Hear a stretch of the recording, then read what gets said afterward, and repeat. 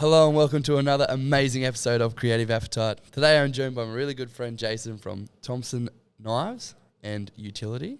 That's it. Oh, nailed it. Yes. How are you? Yeah, very well. Thanks for having me. No, thanks for coming on. It's always a pleasure to have people come on and talk about their crafts and like their art or whatever it is that they do. Yeah.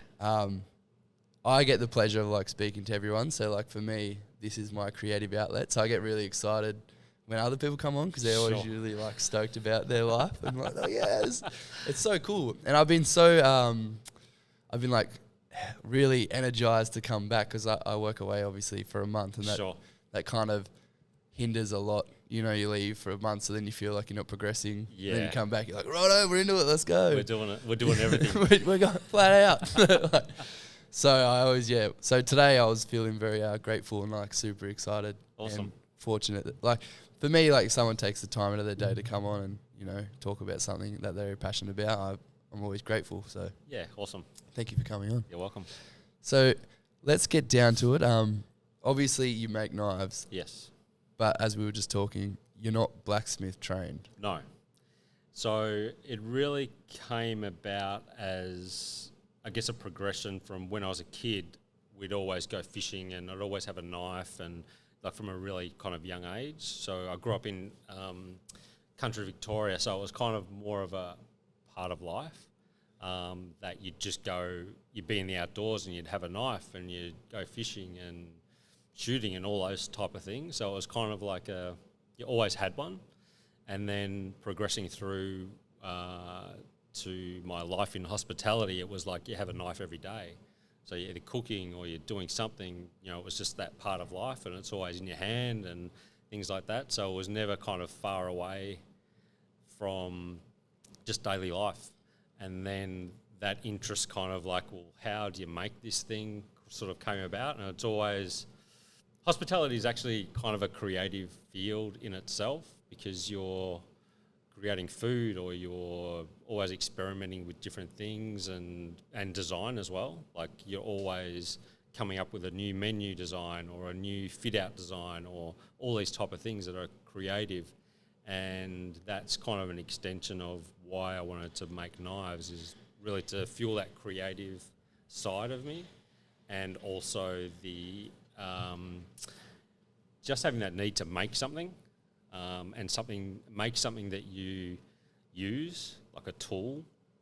So that's kind of the progression. I was never really excited about I wanted to be a blacksmith or anything like that. That's part of the process, but it's not the motivation. And there is obviously people who go into knife making who come from that background, like metalwork or blacksmithing, those type of trade-related fields.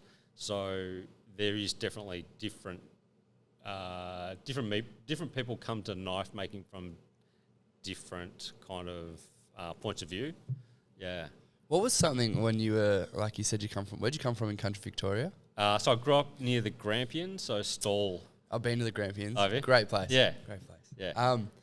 When you were using the knives back in the country, back home. Yes. What was something that you found just didn't quite fit? You were using, I feel like this is good, but maybe I could do something a little bit better. I don't think it was that wasn't really on my radar when I was that young. It was more, this is a cool thing to have. As a 12 or 13-year-old kid, having a cool knife was that kind of almost back then social currency where you'd go fishing with your mates and you have this cool knife. Yeah, like the old Swiss pocket knives. Yeah, all that sort of stuff. And so it was more about having this cool thing that you'd use and you'd take with you and that type of thing. So it was all about that. It wasn't about necessarily at that stage using it or thinking about how it worked. It was more I've got this cool knife. And when you decided to go into this industry of making knives, was that something that you kind of wanted to bring with you? Reminisce back on the days as that feeling that you had as a kid showing your mates yeah, look at this sick knife. Was that something that you tried to implement when you started making these knives? Yeah, 90% of it is that. It was I don't actually care about how sharp it is. I just want it to look sick. Pretty much. Not practical. Exactly. Looks great. Yeah, that's a lot of it. it is that kind of, it does feed your like desire just to think, oh, I made this cool thing. Like that's definitely part of it. I found, like, I look at some people's knives and they make the most outrageous butcher knife and it's so big. Yep. I'm like, no one, unless, the only time I've ever seen someone use a big butcher knife is usually in the like Asian cultures, like when they like just smashing chicken up and stuff like that, for lack of a better analogy. But that's the only real time I've ever seen it done. But then when you see people in the Western world build them, it's like classic Western people just build it the biggest thing ever. Not very practical. And I'm never, but they look great. Yeah, there's kind of different styles of, particularly at the moment, like trend-driven type of knives. So there's a very like American style kitchen knife, which is kind of a little bit out there, not super practical, and like bold kind of colours and resin and all this sort of stuff. It's like kind of like I think of it as like the Las Vegas of knives. Like it's all flash and not much kind of, not much use to it.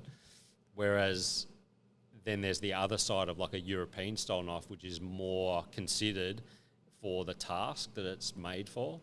And I probably tend towards that sort of style rather than the flashy kind of thing. My style is a little bit more minimalist than kind of flashy. But that's also a personality thing as well. But definitely different. Like it's a very different thing, say a Japanese knife or a Japanese-made knife to like an American-style knife. There's definitely that kind of thing where it's, sometimes American style is the bigger the better. And classic Americans. Yeah, and it's like, well, is someone actually going to ever use that thing? Like put it up on your wall. Yeah, exactly. Impractical. Exactly. Looks great. I can definitely resonate with bringing your personality out in your craft or your work. Like you can obviously tell, like, I don't know, people can tell, but it will go with a small one because the big one probably But you can tell that it's very, if you're not watching, he has a black handle. I'm not sure what, looks like it's made out of carbon fibre, to be honest, the handle. Yeah, so it's a material called micarta. So it's layers of linen and it's like pressed together with resin. Yeah, I was about to say like resin. Yeah. So you get that kind of grain kind of look in it. And with the steel, because I don't know much about knife making, but I do watch a blacksmith on YouTube. And he talks about like Damascus steel and like the way they layer the steel to get this ripple effect, which is what's going on here on this small knife. Is that what similar? Yeah, so this is called sanmai. So it's a Japanese style of laminating steel. So it's layers of steel with a different core. So you can see just at the edge, it's a slightly different colour core steel. So it's sandwiched together. Yeah, it's like the bevel. Is it the bevel? Yeah. You can tell that's like the sharpest part. Sure. And obviously maybe, I don't know, I'm going to butcher this, but like the finer part of the metal kind of thing. And then this is more for like the body of it. Yeah, that's right. Yep. So that's just layers of steel squashed together. And it's a decorative thing, but it's also practical where the hardest part is the core steel, the one that's in the middle, and then softer steel is laminated on top to get that effect. Yeah, right. And that also comes back to you want the edge to be harder than the spine, so the top. So it's you want the edge to stay sharp, so it needs to be hard and keep an edge, and you want the spine to be not quite as hard for like shock absorption, and so that the knife's not brittle. Yeah. And like if you drop it and things like that, it won't necessarily shatter. It is definitely, it's very minimalistic style. The thing I like about it is that it is very minimalistic, but there's like, also the word like is terrible, but there's a lot of, when you look at it, you're like, oh, it's very minimalistic. And then when you look closer at it, you can see all the detail, like the fine detail. So it kind of holds its own. Instead of being so outlandish, like you said, like in the American style, it's very, very clean aesthetically. And then you can look at it and go, oh, actually, there's a lot going on in the detail as well. Yeah. Even something is like the case is like a nice brown leather case with your name stamped in it, which Yeah. looks really nice. So I mean, I think it'd be very appealing. Well, it's very appealing to me because it is like that, and that's the style that I personally Sure. like. Yep. And I guess for people at home, you can have it in your arsenal and not be it's not, they wouldn't look in the drawer going, oh, okay, like that's very prominent. It's like more it would fit with the rest of people's cutlery or whatever. To then they'd probably lean more towards buying it rather than going, oh, that's really nice, but it's too much. Yeah, what I'm basically trying to do is make something that is timeless and understated and something that you're going to have forever. Whereas if you go into like that trend-driven kind of style of knife, it's bold, it's quite often big, and it's kind of like something that you might get sick of after a couple of years of like looking at it. So I'm trying to do something that people will have for a very long time and not get sick of looking at it. And that's kind of that understated, kind of stylish kind of look is what I'm going for. Did you think that over time that you've gotten to that point? So like when you're a kid, you're like, everything has to be like bright, bold and colourful, and you're like, oh, I need to stand out in this, that, whatever. And then I find that as you get older, you're more, everything becomes less, but you're trying to find more like statement pieces, I guess, like that you'd invest in and that. Yep. So did you find that over your life, that's kind of like where it's led you? Like you said, when you were a kid, you had these knives and you're like showing your friends off, and they usually like Swiss knives are pretty like, they're bright red with the yellows.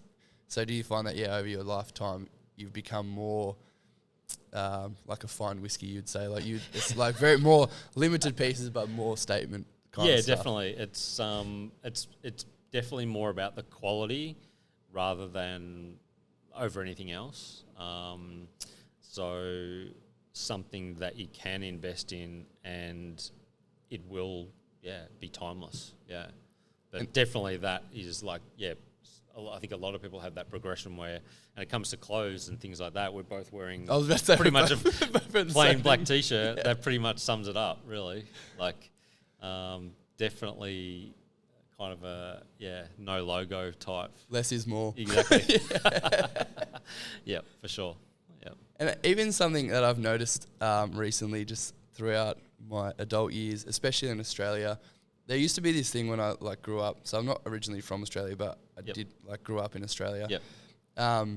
That Australian made was such a big thing when I was growing up, and it kind of like lost its way for a little bit. But it seems now that with the current climate and just the way the world's working, people are more trying to pull back to that and be more local and support your independent businesses and that are actually Australian made. So is a lot of this sourced in Australia, or how does it kind of work? In terms of the raw material? Yeah, I don't really understand where the metal and stuff. Yes and no. I try where I can to use recycled or upcycled material in terms of timber. So mainly, or pretty much 100% Australian timber that has had I'm giving it its second life. So whether that's just offcuts from furniture makers or whatever, or old tables and things like that. So that's a definite consideration. Steel is a different story. A lot of it's made in either America or Europe, Japan. So most of the steel is imported. We as Australia, send the raw materials to all of these places to make steel, and then we have to buy it back, obviously. So that's still very foreign to me, like that concept. Yeah. Something that I noticed. So I'm sure a lot of, I don't know, if I don't really follow the news, but there was one thing that I did notice was that the Darwin Wharf, they sold it to China, then leased it back for 100 years. I was like, that's kind of, like that seems so counterintuitive for me. I'm like, that seems really stupid. Obviously, I don't understand the financials or anything, but just from a numpty standpoint, I was like, that seems so bizarre. Or like, and same like you just said, like with the steel, they'll sell everything over there, get it made over there, and then buy it all back. Exactly. But I'm like, if you just built the factories and made it here, you would, one, create jobs for Australians, two, the cost of living would go down because we wouldn't rely on anyone else. I was like, and then you have more control. So I was like, how did we get to this point where we're just so reliant on other countries when we have all the materials that we can do it all ourselves? Exactly. I think part of it obviously is population issue. Like there's not enough people to make it viable from like a cost point of view. But yeah, like it is that thing of like, yeah, a lot of those things, you know, we obviously buy back as a finished product. And this particular steel, is there, obviously there's different grades of steel. Yes. Like you were saying, Japanese steel, I'm sure, is different. Yeah, so it's different for different applications. Mainly I use high carbon steel, which is kind of a traditional knife making steel. It's very easy to work with as like a blacksmith, or it's very easy to heat up and bash with a hammer and get to shape and all that sort of thing. It's not super hard. And then the other steel I use is different grades of stainless steel, so cutlery steel. So that mainly comes from Europe, so Sweden, places like that. A lot of the carbon steel comes from America. And it really comes down to what the knife is for and what you can do with it. The reason I like carbon steel is you can do all of these things to it and give it character, whereas stainless steel is a little bit more, you can't really... Like it's temperamental, kind of. Yeah. There's a different process of hardening it and all of that sort of stuff, and mainly they're kind of boring because you don't have all of these like forge marks and things like that in it. So that's kind of a consideration as well. But a lot of the camping style knives are do a stainless steel just because you need it to be hard wearing or fishing knives and things like that. Like in a marine environment, like you can't really use a carbon steel knife because it'll just rust. Yeah, right. So there's different considerations for different types of steel, and there are like so many different types of steel you can use that I tend to stick to the main kind of ones, but from time to time you might use something different just for the hell of it. And they all have their different kind of nuances of how hard they are and how hard they are to work with, and also the hardening process. So the steel comes in a soft state, so you can work with it, and then you have to harden it so you can put an edge on it and we'll keep the edge. So there's different considerations with that of how you do that process. So yeah, there's a lot of different tools. What was like something that you faced? Like, so going in, I'm sure you just didn't start going, all right, I'm going to make a really beautiful knife. Like, what were some of the challenges that you may have faced when you first started that you like remember like distinctively, like, oh, that was terrible? I guess coming to knife making without having that, I never really had that trade background of like using like a lot of power tools every day and all these different types of tools and different processes of like heat treating steel and all that sort of stuff. So a lot of those things had to be learned. And so obviously there's a lot of mistakes that you make where you're using like essentially a power tool to grind steel or grind timber and all those sort of things. And there wasn't anyone... It's a very solitary kind of craft, like a lot, obviously. So you're there on your own and you're trying to work it out. You can watch YouTube and all those sort of things, but you never really get the full experience until you're actually doing it. So there's a hell of a lot of trial and error, and like, you know, you pretty much spend maybe 1 to 2 years just stuffing things up, like, and making things that like I look back now and it's just like, what was I thinking? Like, this looks terrible. You know, it's just crap. A lot of swear words coming out of the garage. Yeah.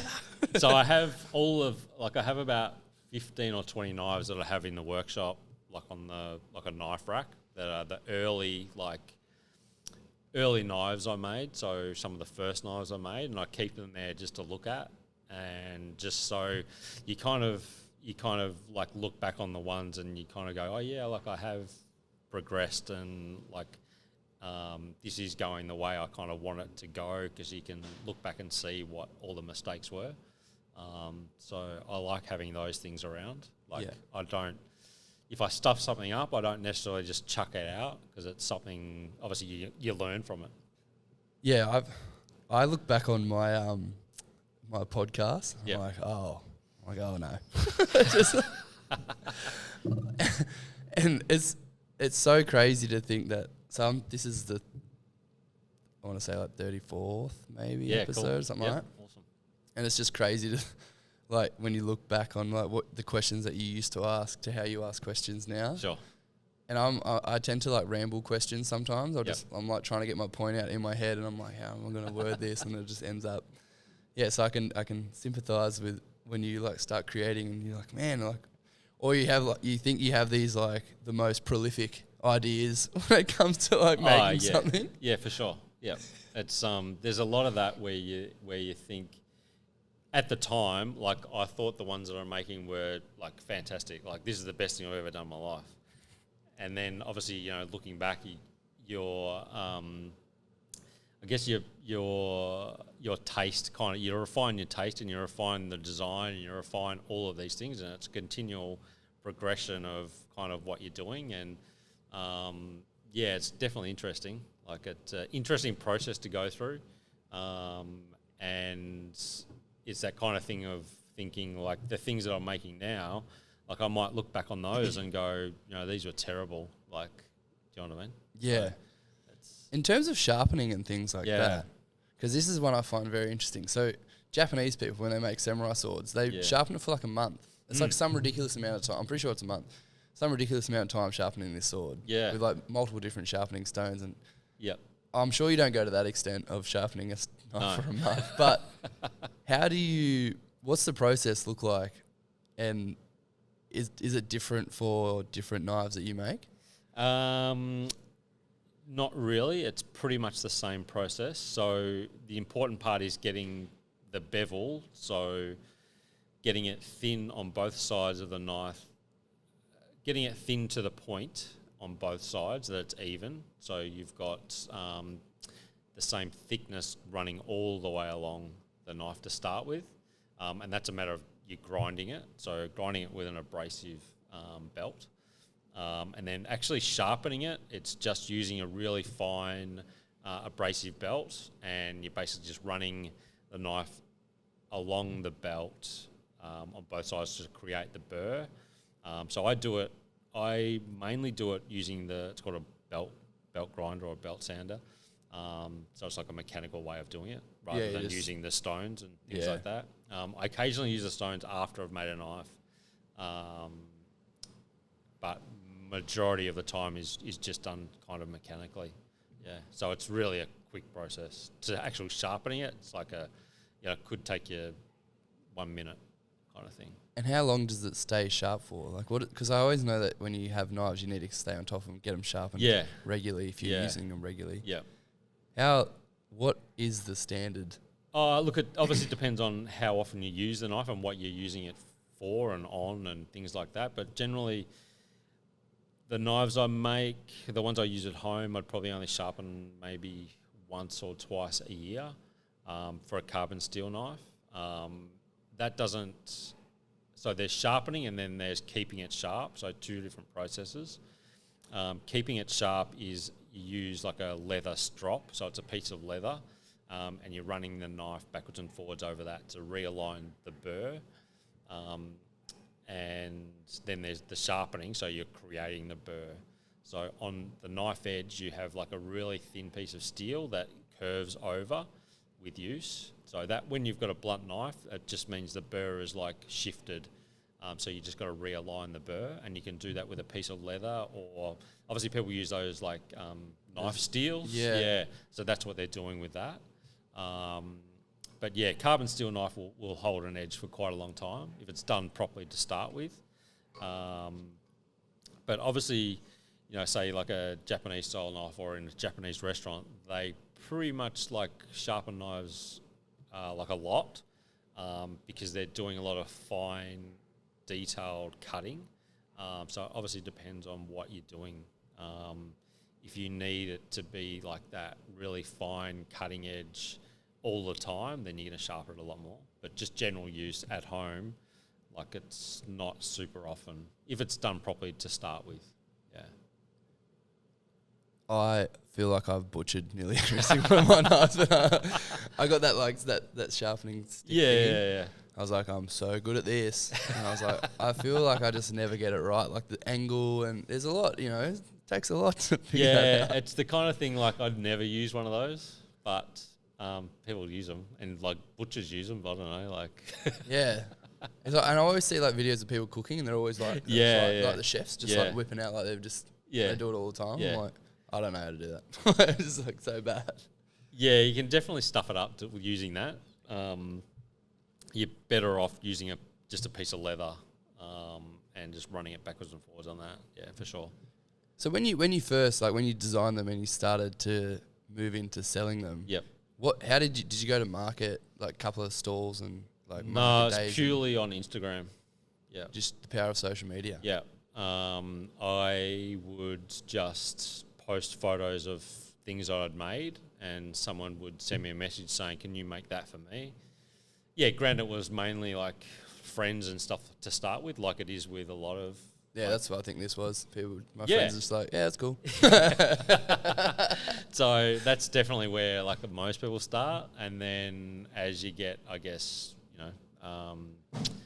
as more and more people see it, more people go, "Can you make this? Can you make something like that for me?" All that sort of stuff. So that's kind of how it progressed, up to the point where it was kind of selling enough to go, okay, well, I'm going to set up a website and go the whole online store type thing. But yeah, never. I'm not kind of like a market kind of guy. I'm like, because I originally didn't really make them to think, oh, I'm going to sell these and all that sort of stuff. So it was never like a conscious decision of making something to go and sell it. It's just that progression of doing it. You're just making them, and then people are like, oh, we want them, and then obviously naturally it was just exactly. like, all right, well, maybe I can do something out of this. Maybe I'll do this. So before making the knives, you mentioned that you were in hospitality. Yeah. So we were a chef. No, just owning hospitality businesses, you kind of do everything. So one day I would be the chef, the next day I'd be a barista, the next day I'd be doing the account or whatever it is. Like whenever someone, obviously, people call in sick, so that's your job for the day. So you're it. Yeah, you're exactly. Yeah. Do you know how to work a coffee machine? No, I don't. But I'll give it a go. But yeah, exactly. I need to pay the rent, so I'm going to do it. Yeah. Stressing out with all the orders. Like, oh, yeah. I've seen that happen before. Like, I had friends that run cafes in Sydney, and your barista, like, you'd have the ones that I went to, my friends that were baristas were really into it, so it's a lot of science and stuff. Sure. And then I'd know the owners as well, and you'd see them on the day that the barista couldn't come into work, and they were just stressed out, like just coffee orders, and they're like trying to like figure. Oh yeah, you're just like, oh, yeah. I was always good at the. I was never like say coffee and all. I've like latte art. It's just not my thing. Like it's not me. So I would always be the one just like pulling the shots and then handing it off to the person who could actually do it. Yeah. And I'm like, yep, that's my job kind of thing. So, and then cooking, like I've always enjoyed cooking, so that was never really a stretch. Like I've always kind of been good in a kitchen kind of environment because I kind of like had done it for so long, and in super busy places. So you kind of pick it up pretty quickly. Yeah. And how did you progress? How did you progress into hospitality? So when you were a kid growing up, from your teenage years, was that something that you kind of just went into from there? So originally my parents owned a motel. So had a motel, had a restaurant. So that was kind of always part of life early on. So I'd always kind of been around that. And then I think at the end of high school, I went to work in a restaurant, like all that sort of stuff. So that was just that progression of, then I went into, hospitality management, like at uni, and then went into pubs for a long time. So managing pubs, and then before I could actually afford to open my own. So that was kind of the progression. So did you open your own pub? No, not a pub. So we actually, our first business was a burger shop. So we ended up having 3 of those. In the same town where you grew up? No, so this is all in Melbourne. Oh, so you've moved, so you went from your small town to Melbourne? Yeah, as soon as high school finished, I moved to Melbourne. Melbourne life. Yeah, exactly, yeah. So we actually lived in Melbourne for quite a long time. Did the whole thing. So my partner was like in corporate, worked for a mine and all this sort of stuff. So we did that whole thing before having enough money to open a business, yeah. Yeah. So that was the first kind of foray into it.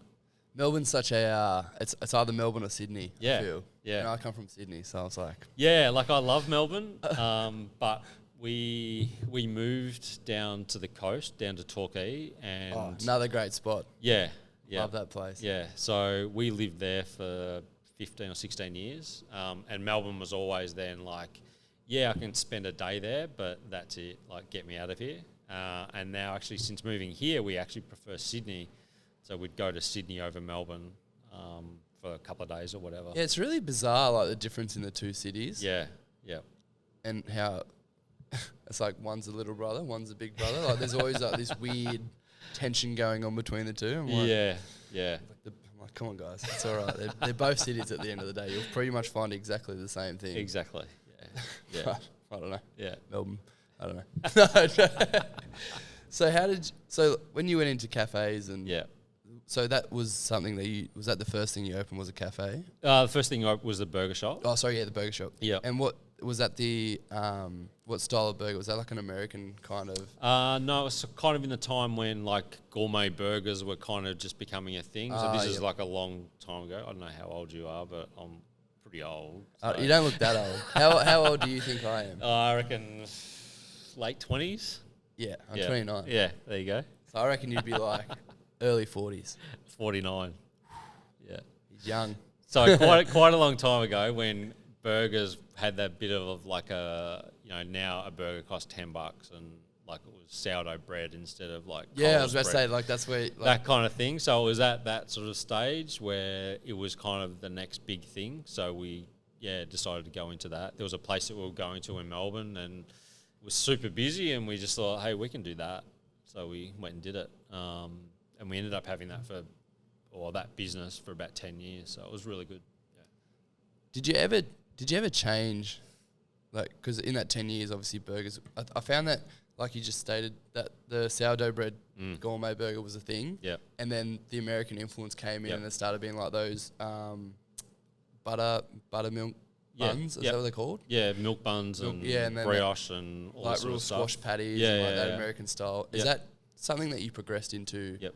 Is that you like, obviously you just, I'm assuming in hospitality you kind of just follow the trend to stay on top, otherwise. 100%. So is that you just moved into that kind of style? Yeah, we started off like super gourmet, so organic sourdough bread, like the meat was from a specific place, the cheese was from a specific place, all this sort of stuff. Very bougie. Very, extremely bougie. Yeah. And then, the progression was more American style burgers, more simpler burgers, and fried chicken and all this sort of stuff. So craft beer. Yeah. So that was definitely the progression. Yeah. I still feel like that's a thing at the moment. Like even 100%. Now, like it's lasted quite some time. Yeah. Especially when the craft beer scene came in, it kind of like went hand in hand. Yeah, exactly. Yeah. That's what I've noticed anyway. Even up here on the coast, you can still like. I think it's everywhere. Yeah. Milky Lane. I feel like that particular business kind of came in like just as it was a thing, and they turned, and a lot of other people have like kind of mimicked that kind of style. Yeah, it's like R&B, hip hop kind of restaurant. Yeah, exactly. Kind of thing, and then they're like selling craft beers and American style burgers, and then there's like the other end where it's that what are they called, like bobbers and stuff, like those Harleys, like the chopped up custom bobbers with like the old school like grease style. You know what I'm talking about? Yeah. And that's where I feel like the two. That's the hospitality scene when it comes. But both of those have craft beer. Yeah. Like correlated. It's really interesting to see like two. They're like separate because they're two different cultures. Yeah. But yet like they have a common. Beer seems to be the thing, and American style burger seems to be the thing that's like the common interest between the two. Yeah, I think what it comes down to is people in hospitality just want to make money. So you kind of pull those things that from different types of businesses and go, well, they're selling a lot of that stuff. I'm going to sell that stuff as well. And that's the kind of thing in like the whole cafe industry as well, that whatever you do, it's not going to be original. Someone else has either done it or everyone does it. So when our last cafe was in a strip with 26 other cafes, so super competitive, but you'd think you'd try and come up with something different. But as soon as you come up with something different, like next week, the cafe down the road is doing that thing as well. Yeah. So it's kind of like that, and most cafes are kind of like that. Is that the barley influence? Did you notice that? Like, so maybe, I don't know how far back it was, but just before, like, barley has always been booming for Australians, but I noticed that when maybe around the same time about the gourmet burgers, when people started becoming more like, I don't want to say, like hippie influenced, I guess you would say, like very... more wellness type. Boutique, wellness kind of stuff. Yeah. And it seemed that barley just, like, people pulled a lot of stuff from barley and, like, brought it in. Yep. And then all this thing, like, a lot of things were getting made in barley, but they were Australian made. And and I still feel like that's kind of in as well. Yeah. That seems to be the three things that I noticed the most. Yeah. And American briskets and American barbecues and stuff like that's real huge at the moment. Definitely like cafe, like we used to do, acai bowls and all these like different like fruit smoothies and all this sort of stuff. Bring it back. Yeah. Bring acai bowls back, guys. Come on, that was so good.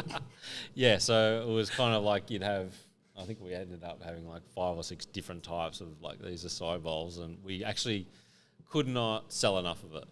It's like, it was like gold. It's so crazy, how on trend that things become. Exactly. I have not seen an acai bowl in a very long time. No, you just don't. It's like gone. Yeah.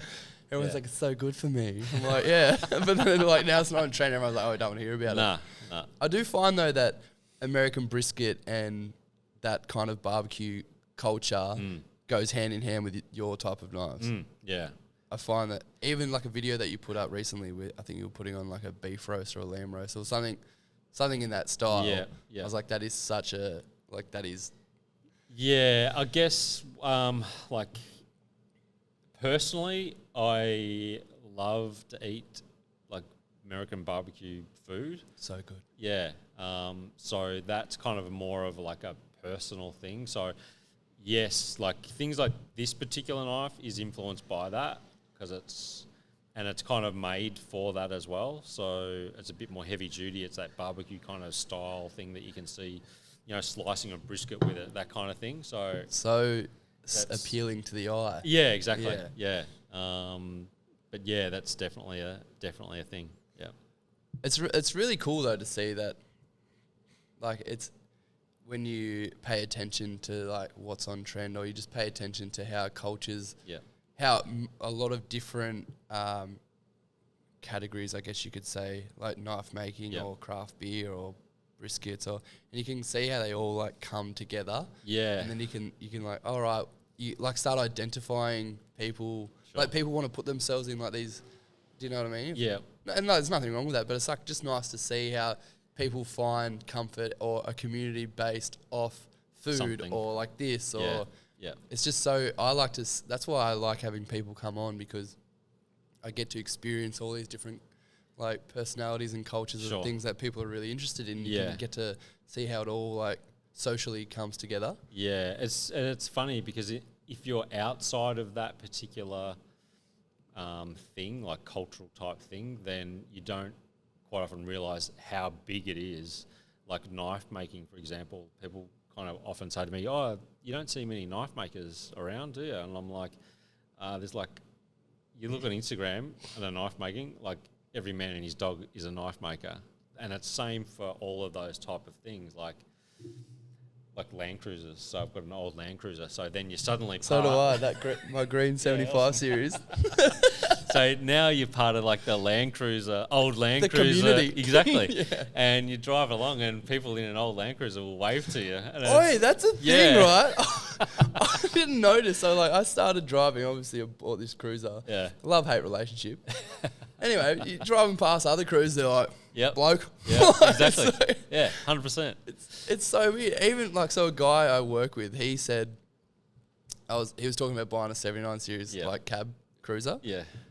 I was like, just buy a Troop. He goes, why? So I can surf and go to Exmouth? Like, that was his first, like, I was like, oh, man, that is such a generalisation. But I was like, kind of true. But, yeah, spot on. I was like, you nailed it. You've hit the nail on the head. 100%. That seems to be and it's just, it's the thing with social media is that gone are the days where in your era Yeah. of time, like before phones and things like that. Yeah.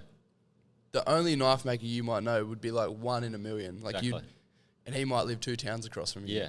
Nowadays, you just jump on the thing and go, all right, and Yeah. there's this whole like world of, and it's everywhere, like podcasting, knife making. Exactly. I don't know, what people that make water, and then you start when you go into it, you're like, oh man, this is this. I'm not like unique. This is like this is crazy. Yeah, yeah. You might think you're original, but you're not. It's like music, right? Yeah. Every day there's thousands and thousands of songs that get uploaded. Sure. And when Metallica and stuff like that were around, it's like when they made it to the top, it was all the local bands were just in the local scene, so it was very hard for them to find. But now you can just make a reel, and boom, you just blew up, kind of thing. But I find that it has a short shelf life. Exactly. It doesn't last one song. It's like 24-hour shelf life. Yeah. That one. Yeah. So, I guess like how do you? Oh, you probably already said how you, but like to stay relevant. Do you find that when you're making knives, does that ever come into your mind, or are you just so stay in your lane? Yeah, it's like it's a different because there's two sides to it. Obviously, like any kind of small business type thing, where there's what you make, and then there's what you make to promote that thing or to get that thing out there, and that social media for most people is that. So you're always like torn between like this thing that I make, you know, I want someone to have it for a very long time, so I design it in that way, and it's a timeless thing. But then the method that you use to actually promote that is like the attention span for 3 seconds. So how do you get that across that this thing is worth someone paying for it, that they're going to have for a long time, but you've only got 3 to 10 seconds to tell someone that before they go on to the next thing and the next thing. It's boom. So aside from, spending a shitload on advertising and things like that, which for most people is not like a possibility, it's kind of difficult. And it's something that you kind of think about all the time. Like, how do I get this thing out there in a world that's so awash with all this stuff? Yeah, social media is crazy. I find that marketing, though, is the surest way to get your product out there. Like, more so now than what it used to be. Sure. Like, before it could just be word of mouth, and word of mouth could go a long way. Yeah. Where I find that now, with people just scrolling so fast, your marketing is pretty much nearly everything. It's like 90%. Yeah, exactly. I still feel that, like, word of mouth works for me, because it seems to be like it's always a friend of a friend of a friend will then buy something or send you a message and things like that, and it'll be like, oh, so-and-so, put me onto you and all that sort of stuff. Can you make this for me? That kind of thing, which is still kind of an important part. So trying to build that almost like community is like super, super important. So you're not just putting stuff out there to the whoever and having no idea. So I still try and kind of concentrate, I guess, like on that community kind of like group, instead of just like trying to put stuff out there that like you don't know if it's going to hit or not. Like, yeah, it's really different. I guess for me it's the same, like with community based stuff. Like all of this is through word of mouth. Yeah. Like pretty much I'd say 90% of guests is just come on through word of mouth, or they've seen like one of their friends come on or something like that. Yeah.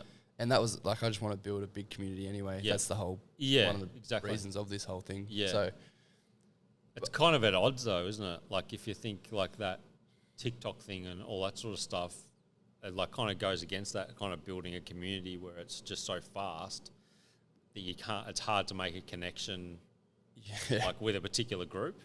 Yeah. That's why I like these long forum podcasts, because you actually get to see how they work and what they think, rather than me sitting here going, all right, I got 10 questions, let's just go. And then it's like, oh, they'll answer them, but you don't have that connection with that person. Like I made a lot of friends through this. Sure.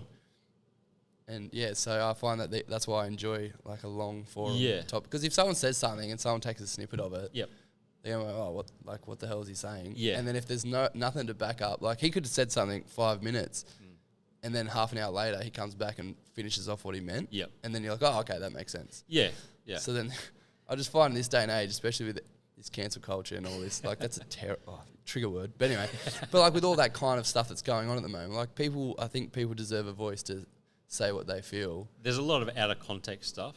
Yeah. That then like, you hang people out to dry based on like a one sentence kind of thing out of like a whole, might be an hour long conversation, but that one sentence is... It's like, yeah, that's it. Yeah. You're done. Your personality is a dog. Yeah. I mean, sometimes it's justified, but... Oh, if it's justified, 100%. Yeah.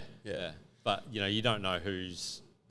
the thing about it is people can use it for different reasons. So, I mean, yeah, this is how it is. I mean, I'm sure you don't really face that with knife making. Not really, no. Do you have like a lot of people comment on your knives, and does that like the feeling of someone going, "Hey man, I really enjoyed your piece," or like this, that? How does that make you feel, like as the creator?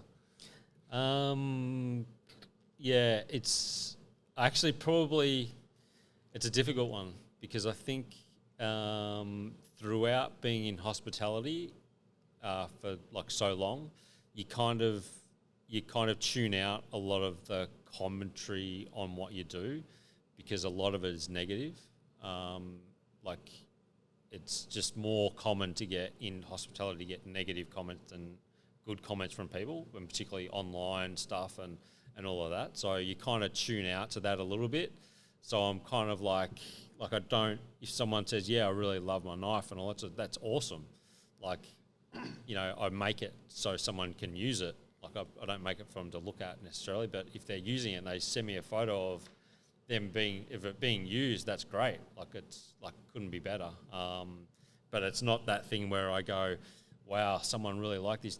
That means I'm so fucking great at this. Do you know what I mean? Like I must be killing this sort of thing. It's like, yeah, like I know it's a process and like all that sort of stuff. So it never really goes to my head like that kind of thing. Yeah. Like it's, Yeah, I think it's a good thing to, like, it's like a grateful feeling. Like, oh man, like someone absolutely really appreciates what I do. Yeah. Kind of thing. Yeah. More than it's I'm totally, the best. yeah, totally humbling that like someone is, because I don't take for granted that,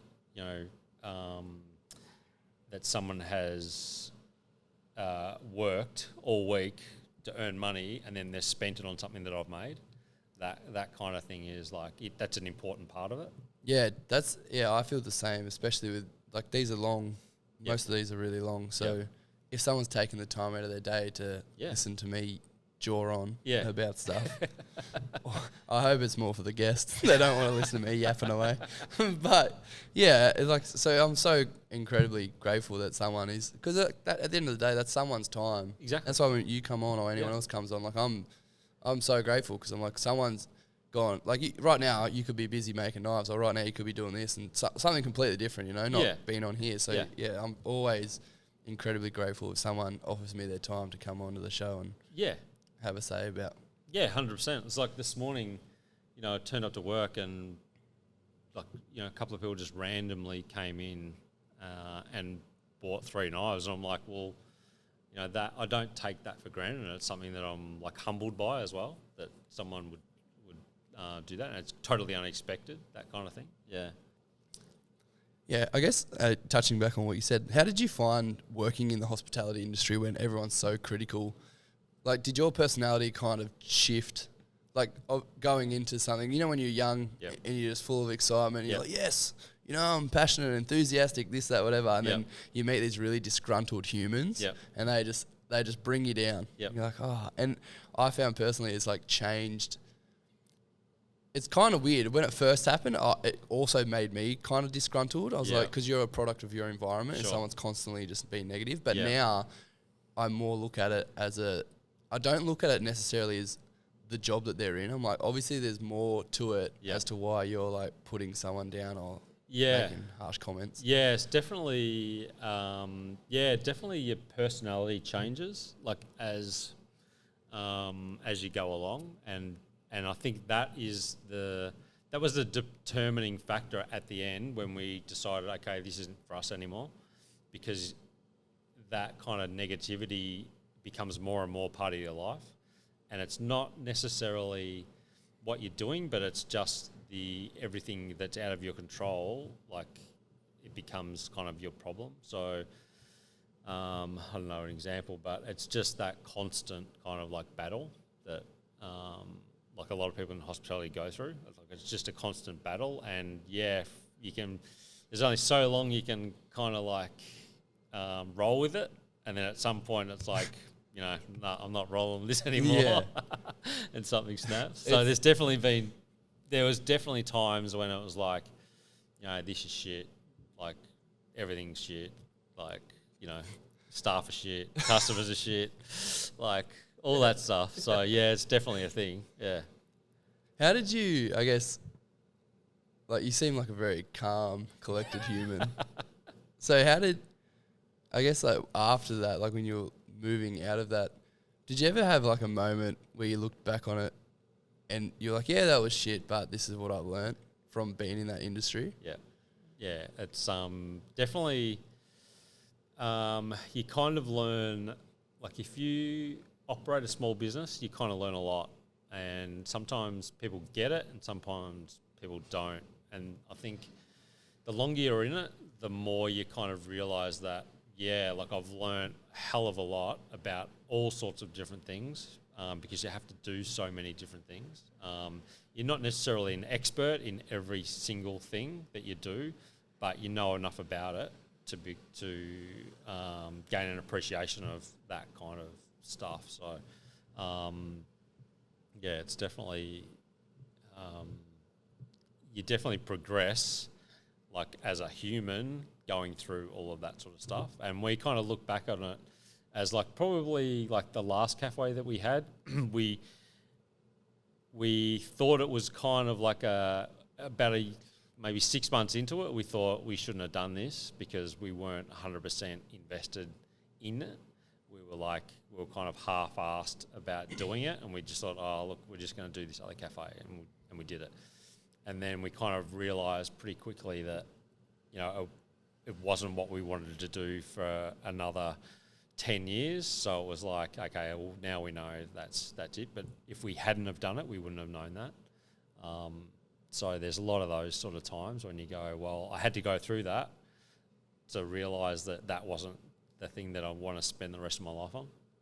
Yeah, I often put myself in a lot of situations that I know I don't particularly like, but I do it on purpose. Yep.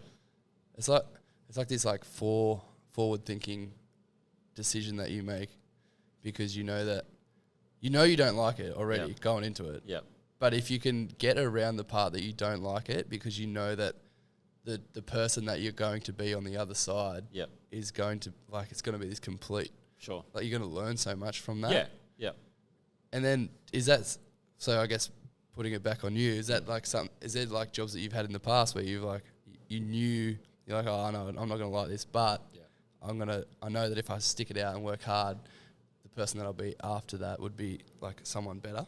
Yeah, I think I kind of early on, like working early on, I kind of thought I needed to do those sort of things, because I like pretty much like I would say I'm an introvert and I'm not super talkative and I'm not all that outgoing. I'm kind of reserved, and being in hospitality, it's the opposite of that. Yeah, you need to be very boisterous. Not so much boisterous, but you can't be scared to approach people. You can't be scared to talk to people. You can't be scared to have confidence. And that is probably the main thing that you learn, is to have confidence in talking to people, because your business relies on it. But I kind of learned early on, like straight out of high school, I went to work at a winery, and I was maybe like 18, and I was doing tours, like taking people around the winery, like telling them the whole story, how do you make wine and all this sort of stuff, and then doing wine tasting and stuff like that. It's something I'd never done before, and it's something that I thought, like, if you had said to me 6 months before, you're going to be a tour guide at a winery at 18, I'm like, no, I'm not doing that. No. Like, there's no way. So those sort of things set you up to be able to, and I look back on it now, and that's kind of like set me up to be able to talk to people. Like I might not necessarily want to talk to people, but I can turn that on. Yeah, you've got the skills there. Exactly. If need be. Yeah, like it's not my natural personality, but I know I can do it. So those sort of things that you learn.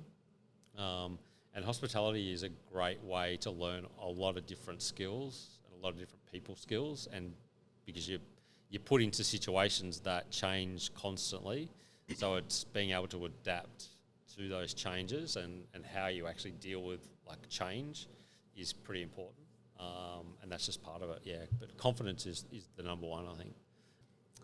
Yeah, I always wonder for people like my parents in that generation that if they thought the same as the way I did. Yep. Because in my parents' generation, obviously the same as your generation, yep.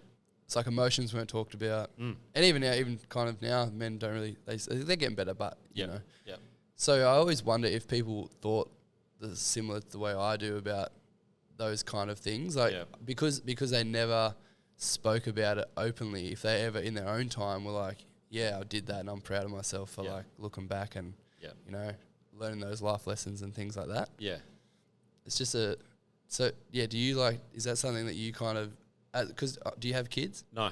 No? I was going to say, do you want to, disregard.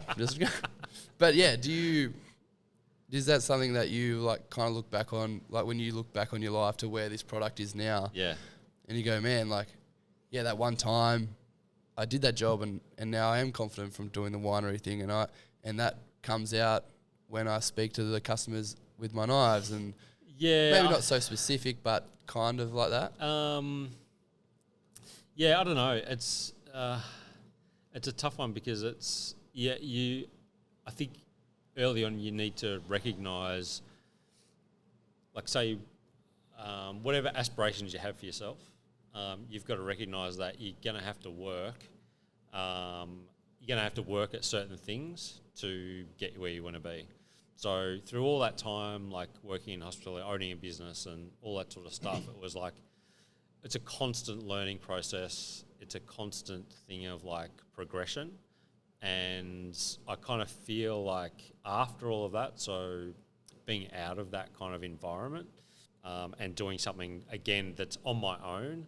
So I'm pretty much just on my own in the workshop doing this, although there's obviously people around and all that sort of stuff. Don't speak to me. Yeah, exactly. It's like, this is my time now. I'm on my own, I'm doing my thing and all that sort of stuff. But I think there still is, you still got to recognise that it's a business. So I still want to sell, you know, a lot of stuff. All of those things I've learnt, all those skills that I've picked up along the way just help, basically. Yeah. And that thing is like in terms of like marketing and all that sort of stuff, like photography, video, all of those things combined. I don't have to relearn all that stuff, and that's where like there's a difference with say people coming from that trade related background going into something like knife making or making something like furniture, and if they've been a tradie like a carpenter and now they go into furniture making, well then they've got to learn all of those extra skills on top of trying to produce this thing. So I kind of think like that. I've always wanted to learn different things that could help. So when we were running the burger shop early on, it was like, okay, I needed to learn how to do Photoshop. I needed to learn how to make a video, all of that sort of stuff. So, and I took the time to go and do that. Whereas a lot of people would just like stick to making coffee and that's it. So there's always been that thing of like trying to learn something that's going to help down the track. That's such a good mentality to have. Like I have a similar mentality. Like with all this, I had to exactly just, like videos, photos, and just I was lucky enough that I was kind of in the creative I enjoy the creative industry, like photography and all this kind of stuff. Yeah, I think the biggest thing that I learned from this podcast is that like speaking to people and the way you present yourself and like even something like your body language can be really different. Like for one of the first episodes, this guy was talking about like a really deep, like emotional thing. Yeah. And I was just like, I didn't even know. I was just like here with my arms crossed. And my friend was like, hey man, like, you know, when someone's doing that, like you shouldn't you should, like, if you cross your arms, like it's like like I am now. oh yeah, like you're closed off, right? You're like, and I was like, I didn't even notice that. So then I've always been like, righto, I will always make sure that I am open and present. I'll take that on board. Apparently it's the thing. Oh, I guess I understood once he said. I was like, yeah, I could see how that would. Yeah. But like all these little like things that you pick up along the way. Yeah. And it's so cool because I guess every product that someone like this, for example, like this is your industry, this is your business and things. And there's so much more to it than just knife making. Yeah. Like there's so much that has gone into this particular thing, like the finished product. Sorry. Yeah. And so you can see like the years and of like someone's personality and someone's journey, like of learning all this stuff, and then when it comes into a product that you truly like, when you're doing something that you truly really love, it's so nice to see it come out. And you're like, oh man, like that's why I personally like buying local or buying from someone that you can have a conversation with and like, oh, you can see their personality within the product. Yeah, exactly. Yeah. It's a hard trade-off where. And that comes back to that, like being humbled about like people actually buying it. It's like, because it is more expensive than going to IKEA and buying a knife. You can buy a kitchen knife in Coles for $10. So it is that thing of like people don't need to recognise that all of your hard work, that you expect people to pay for it. And that kind of mentality is like, I think a lot of artists have that mentality that they kind of, just because they create something that's kind of a personal journey, that then they expect people to then pay for that. And we see it a lot, just like gallery, and you meet a lot of people, artists and all that sort of stuff. Yeah, it's interesting. Like, there's that expectation that just because I created this, it's now worth something. Well, maybe it is, maybe it's not. Like, I think you have to recognise that. Like, I know that this isn't worth something to a lot of people. Like, people aren't just... it's just not their thing. So you like, as I guess a creative kind of field, like I recognise that, and that kind of comes from experience as well, of like going, everything that you do, not everyone's going to love. So I think you got to accept that as well early on. So just trying to find those people that do love it. That's why it's kind of special. It's such an interesting take that you've mentioned that, because I've had conversations before in regards to, like, I've had artists come on and like just talking about how they price point their things. Yeah. And I've never heard someone like deliver it in that way before, where they're like, not everyone's going to find what you like that. Like I don't know how much one of these things costs. Yeah. I'm sure they're expensive, but not everyone is going to look at that and be like, I would want to invest my money into that. Yeah. So it's like this weird thing that when someone does invest your money, like, oh, okay, like it's this cool, I don't know, it's like, this humbling, grateful experience where you're like, oh, someone's gonna buy this, and you're like, oh man, okay, cool. Like, that's right. Yeah.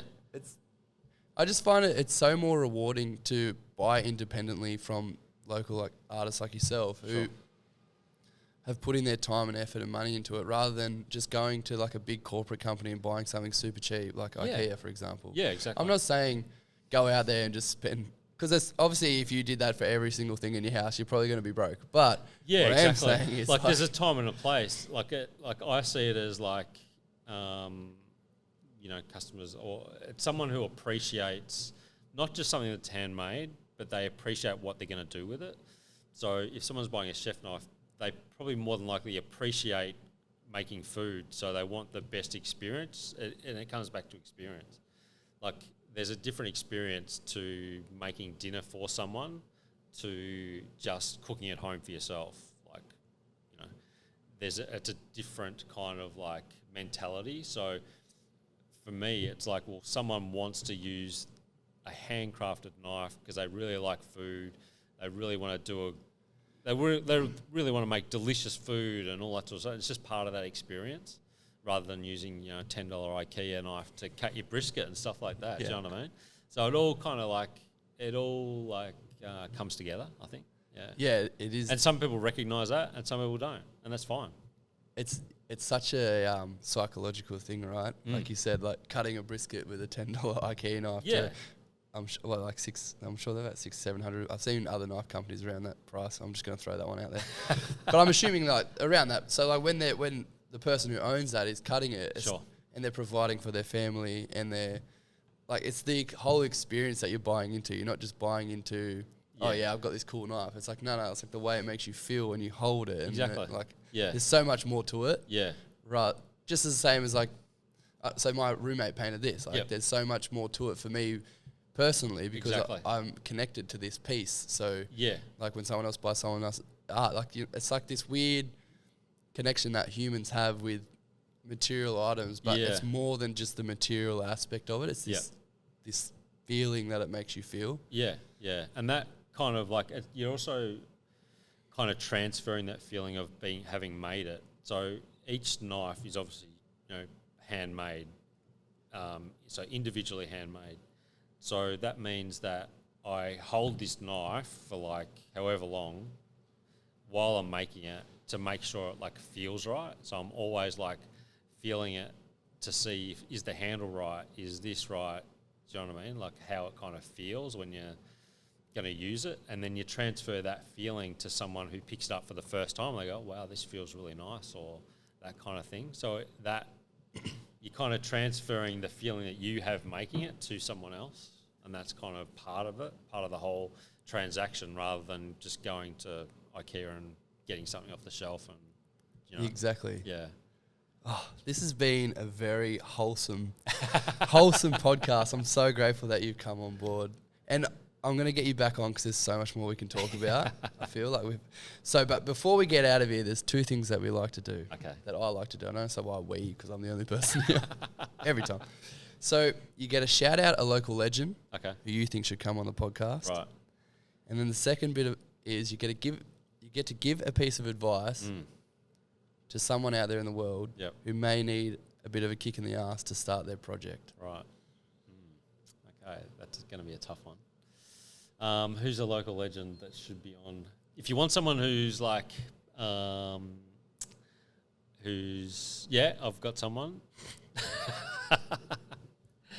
So my mate Dan, he'd be perfect for your podcast. So I think he should come on. What is it, and what's he? So Dan's had many lives, but currently he's a school teacher in Nambour. So he teaches drones and all this sort of stuff. Really? Yeah. Yeah, right. Yeah. That's crazy. But he did have a background in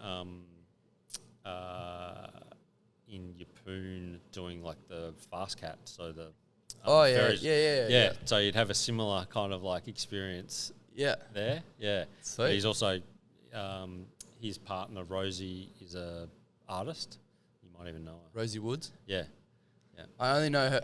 I just threw that one out there, but I only know because Kate Florence, she was on the podcast, and obviously I'm friends with her, so she was like, "Oh yeah, my fucking warehouse partner, who's also crazy behind you. She actually got shouted out by Kate. She's like, you should get her on.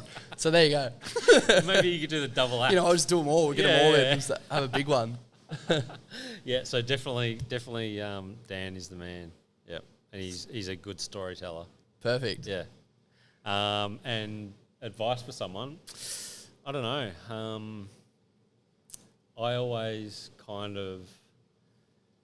I've always been someone who thinks of something and does it.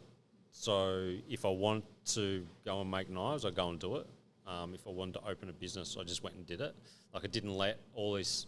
I kind of feel like a lot of the time, particularly younger generation, we come into contact with a lot of younger people, like through the gallery and all that sort of stuff, artists, and there's always this thing of like what other people think of them or what they're going to do and things like that. So my advice would be just to forget about everyone else and you just do what you want to do, but make sure you do it. There's a lot of people who just talk about doing something. I'm going to do this, I'm going to do that.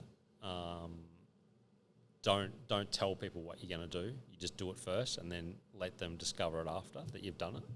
Yeah, that's probably the most important thing, I think. Yeah. Perfect. You've nailed it. There you go. This has been another amazing episode of Creative Appetite. Thank you, Jason, for coming on and sharing your knowledge. We didn't touch on the fact that you do own an art gallery, so wait around for episode number 2 because he will be coming back on. And before we get out of here, please like, subscribe, share, tell your grandma about it. And you know what to do, guys. Hang around for the next one. Woo!